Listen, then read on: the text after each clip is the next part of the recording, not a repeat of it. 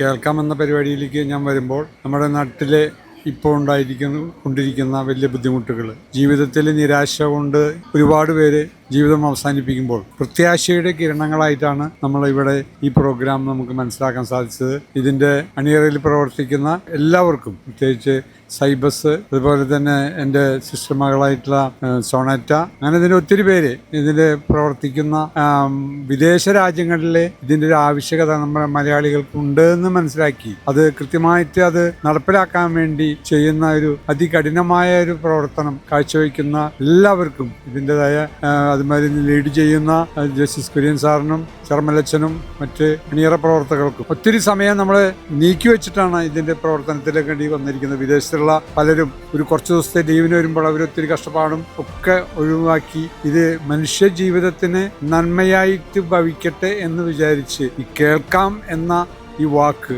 എല്ലാവരും പ്രാവർത്തികമാകട്ടെ എന്ന് ഞാൻ ആശംസിക്കുകയാണ്. എല്ലാവിധ ഭാവങ്ങളും ഒരിക്കൽ കൂടി സ്നേഹത്തോടെ നേരുന്നു. ഞാൻ ഹെൻറി ഫ്രാൻസിസ്, തൃശ്ശൂർ.